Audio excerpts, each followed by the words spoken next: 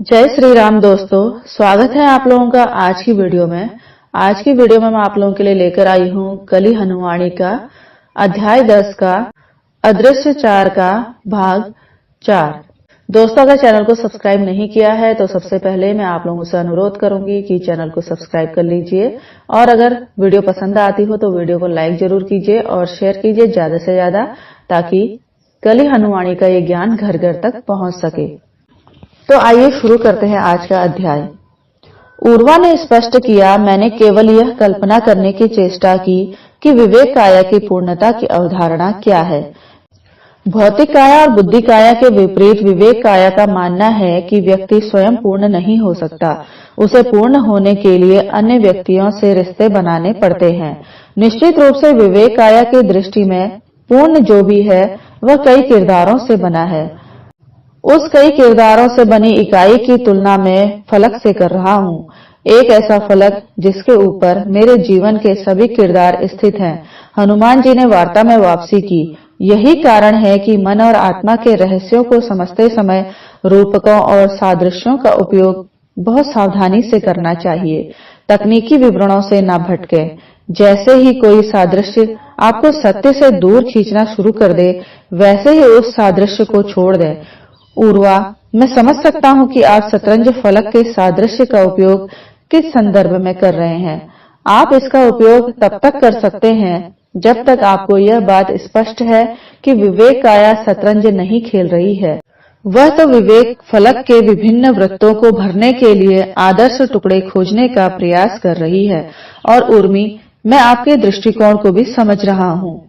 विवेक और बुद्धि में अंतर करने में बड़े बड़े बुद्धिमान मात खा जाते हैं।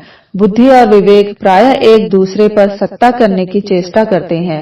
कवि विवेक को हृदय कहते हैं और बुद्धिमान जन विवेक को बुद्धि समझते हैं।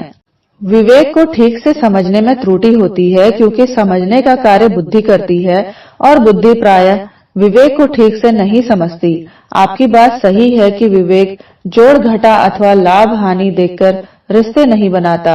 जो रिश्ते व्यावसायिक होते हैं उनको बनाने के पीछे बुद्धि की इच्छा होती है, विवेक की नहीं। बुद्धि भविष्य को सुरक्षित करना चाहती है, विवेक वर्तमान में ही किसी के साथ जुड़ना चाहती है। कई बार रिश्ते ऐसे होते हैं जिनको बनाने के पीछे बुद्धि और विवेक दोनों की संयुक्त इच्छा होती है, परंतु संयुक्त इच्छा होते हुए भी ये दोनों आपस में लड़कर बार बार इस बारे में संदेह पैदा करते हैं कि रिश्ता सही है या नहीं। विवेक की इच्छाएं सदा निस्वार्थ होती हैं क्योंकि आपके किरदार को पूर्ण बनाने का उसका दृष्टिकोण व्यक्तिवादी नहीं है, अपितु सामूहिक होता है। दूसरी ओर बुद्धि के व्यक्तिवादी दृष्टिकोण के कारण उसकी इच्छाओं में सदा स्वार्थ का गणित होता है। कई बार बुद्धि और विवेक एक ही इच्छा करते हैं परंतु विपरीत कारणों से। मित्रता का ही संबंध ले लो। आप दो कारणों से किसी के साथ मित्रता करने की इच्छा कर सकते हैं। एक तो अपने भविष्य को सुरक्षित करने के लिए आपकी बुद्धि मित्रता को लेन देन के संबंध के रूप में देखती है, जिसमें आप आशा करते हैं कि भविष्य में कोई आवश्यकता पड़ने पर मित्र आपकी सहायता करे। दूसरा इसलिए कि आप उस व्यक्ति के साथ एक निस्वार्थ लगाव को अनुभव करते हैं। आपकी विवेक काया उस व्यक्ति को अपने समीप लाने की इच्छा करती है। उर्मी बीच में ही बोल पड़ी, बिल्कुल देव, यही तो मैं भी कह रही थी कि रिश्ते निस्वार्थ होते हैं। कुछ रिश्तों में तो हम जीवन भी बलिदान कर सकते हैं, जैसे कि माता पिता के साथ संतान का रिश्ता। हनुमान जी ने कहा, दूसरे किरदारों के लिए अपनी आवश्यकताओं का त्याग करने की इच्छा तब अंकुरित हो सकती है जब आपकी विवेक काया अन्य किरदारों को अपने से अधिक महत्वपूर्ण भाग मानती है। भाग किसका? अपनी पूर्ण की अवधारणा का, पूर्ण का नहीं जो असल में पूर्ण है। उस परमात्मा के लिए तो सब समान है, परंतु विवेक काया की पूर्ण की अवधारणा में कोई अधिक महत्वपूर्ण है तो कोई कम महत्वपूर्ण। देव, विवेक काया अन्य किरदारों का मूल्य कैसे निर्धारित करती है? तर्क के आधार पर या विशुद्ध रूप से सहज भावना के आधार पर? उर्वा ने पूछा। हनुमान जी ने उत्तर दिया, विशुद्ध रूप से एक सहज भावना के आधार पर। जब आपकी विवेक काया किसी किरदार के संपर्क में आती है तो वह अनायास या अनजाने में उसका स्थान निर्धारित कर देती है। वह निर्धारित करती है कि कौन किरदार उसके समीप आना चाहिए या दूर जाना चाहिए या जहां है वहीं रहना चाहिए। उसी निर्धारण से रुचि या अरुचि की भावना जन्म लेती है। यदि विवेक काया से यह प्रश्न किया जाए कि वह किसी व्यक्ति में रुचि या अरुचि क्यों ले रही है, तो वह अपनी भावनाओं को तर्क का समर्थन नहीं दे सकती। विवेक काया को तर्क करना नहीं आता। तर्क के लिए उसे बुद्धि काया की सहायता लेनी पड़ेगी।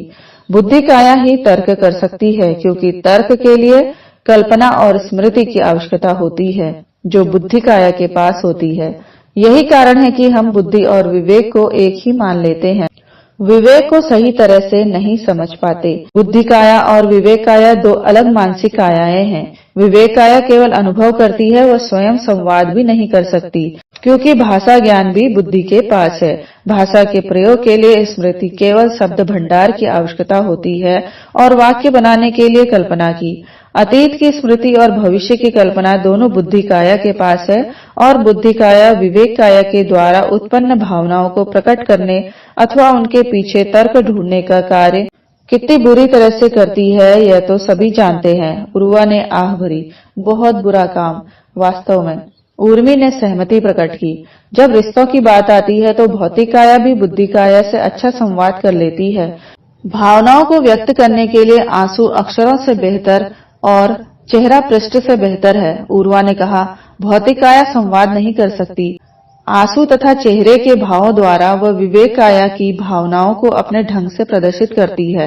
वह अन्य किरदारों के साथ वस्तुएं साझा करके तथा उनके लिए कुछ करके भी विवेक काया की भावनाओं को प्रदर्शित करती है। उर्वा के मन में एक विचार आया जो उसने प्रकट नहीं किया। मेरी विवेक काया उर्मी को संसार की किसी अन्य किरदार से अधिक महत्व देती है। इन अतरंग भावनाओं को व्यक्त करने के लिए मेरी विवेक काया भौतिक काया की सहायता लेना चाहती है। इसीलिए उर्मी के साथ एक होने की मेरी इच्छा विशुद्ध रूप से भौतिक नहीं है। इस इच्छा को मेरी विवेक काया का समर्थन भी प्राप्त है। चिरंजीवी हनुमान जी ने कहा, जब प्रभु श्री राम अयोध्या से अपने राज्य पर शासन कर रहे थे, तब अधिकांश नागरिक उनसे प्रेम करते थे और उनके निर्णयों का समर्थन करते थे। भले ही वे आदर्श राजा थे, उनके भी आलोचक थे। उनके प्रबल समर्थक आलोचकों से तर्क वितर्क करके आलोचकों को समझाने और मनाने का प्रयास करते थे, परंतु कोई लाभ नहीं होता था। कुछ समर्थक तो आलोचकों को दुष्ट भी घोषित कर चुके थे। इससे पहले कि उन दो समूहों के बीच घृणा का बीज अंकुरित होता, प्रभु राम ने संतों से आग्रह किया कि वे विवेक काया के बारे में प्रचार करें। ज्ञान प्राप्ति के पश्चात समर्थकों को समझ में आ गया कि प्रभु राम जैसे आदर्श और विराट व्यक्तित्व से द्वेष करना भी मानवीय स्वभाव के विरुद्ध नहीं है। भले ही आपका कबीला कुछ ही जनों का समूह है, परंतु उनमें से भी कुछ जन आपसे द्वेष करते हैं। उर्वा, आप उनसे कैसे निपटोगे? उर्वा ने कहा, कोई बात नहीं देव, पूर्ण के बारे में उनकी अपनी अवधारणा है। उनके विवेक फलक पर जनजाति के मुखिया की जगह चिन्हित है। उनका मानना है कि मैं उस जगह को भरने के योग्य नहीं हूँ। यही कारण है कि वे मुझसे द्वेष करते हैं। इसमें कुछ अनुचित नहीं है, अपितु मैं तो उनसे सहमत हूँ। मेरी विवेक काया को भी लगता है कि मेरा किरदार इस जगह को भरने के योग्य नहीं है। मैं अपने आप से द्वेष करता हूँ। मैं कई बार स्वयं सोचता हूँ कि देवताओं ने मुझ में क्या देखकर इस महान जनजाति का नेतृत्व करने के लिए चुना है। मैं तो केवल एक सामान्य व्यक्ति हूँ। हनुमान जी ने कहा, हाँ, यह तो असामान्य है। सामान्य तौर पर जन स्वयं को दूसरों की तुलना में अधिक महत्व देते हैं। उन्हें लगता है कि उनके परिवार और समुदाय में उनका बेहतर स्थान होना चाहिए। वे अपने स्थान को बेहतर बनाने के लिए बहुत मेहनत करते हैं।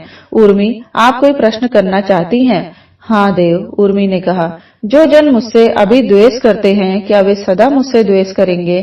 क्या कोई उपाय नहीं है जिससे कि उनका विवेक मुझसे राग करने लगे? हनुमान जी ने सुझाव दिया, अपने बारे में अधिक जानकारी साझा करें, स्वयं को बेहतर ढंग से प्रस्तुत करने की चेष्टा करें। यदि आपने सही ढंग से स्वयं को उनके सामने प्रकट किया और इसके पश्चात भी आपसे द्वेष करते हैं, तो आप केवल ये आशा कर सकते हैं कि उनके पूर्ण की अवधारणा कभी बदलेगी और उस अवधारणा में आपका स्थान बेहतर हो जाएगा। तो दोस्तों, यह भाग यहीं तक। मिलती हूँ आपसे अदृश्य 4 के अगले भाग में। तब तक के लिए आप सभी लोगों का बहुत बहुत धन्यवाद।